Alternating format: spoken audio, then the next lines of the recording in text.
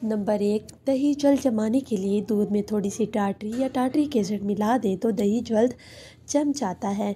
Number 2, paneer को ज़्यादा देर तक ताज़ा रखने के लिए इसे सिरके में भीगे हुए कपड़े में लिपेट कर रख दें तो ज़्यादा देर तक ताज़ा रहेगी। नंबर 3, गर्मियों के मौसम में दूध को दिन में 2-3 मरतबा उबाल कर और किसी खुले मुँह वाले बर्तन में पानी डालकर दूध का बर्तन इस पानी में रख दें तो दूध ख़राब नहीं होगा।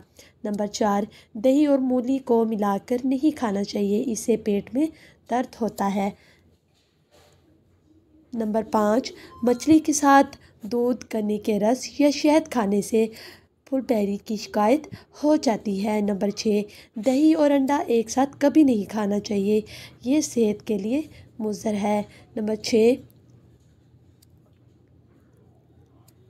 प्याज के छिलके उतारकर प्याज के 2 टुकड़े करके थोड़ी देर पानी में भिगोने के बाद काटें तो आँखों में पानी नहीं आता। नंबर 8, मछली साफ़ करने से पहले हाथों और उंगलियों पर थोड़ा सा नमक अच्छी तरह मलें और फिर मछली साफ़ करें। इस तरह मछली हाथ से नहीं फिसलती।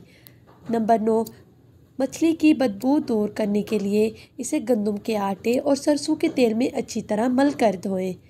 नंबर 10, मछली पकाने से पहले अगर इस पर नींबू का रस या सिरका मिलाकर कुछ देर के रख दें तो इसकी बदबू दूर हो जाएगी और जायका भी अच्छा बनेगा। नंबर 11, शलजम पकाते वक्त इसमें थोड़ी सी चीनी डाल देने से शलजम मीठे बनते हैं।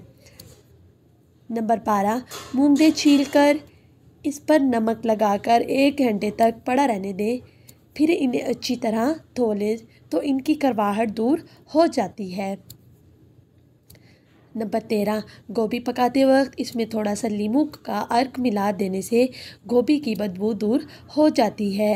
नंबर 14, अगर आलू चीरकर आधे टुकड़े करके इन्हें नमक लगाकर 15 मिनट के लिए रख दें तो आलू मीठे भी नहीं बनेंगे, ना ही जल्दी गलकर सालन में घुलेंगे। नंबर 15, अगर बैंगन को नमक मिले पानी में काटें तो वो स्याह नहीं पड़ते। नंबर 16, अगर फ्रिज में 1 अदद प्याज रख दिया जाए तो इससे फ्रिज में से फलों की बदबू नहीं आती। नंबर 17, अंडे की छिलकों को अगर मिनी प्लांट के पौधे में डाला जाए तो इसके पत्ते ज़्यादा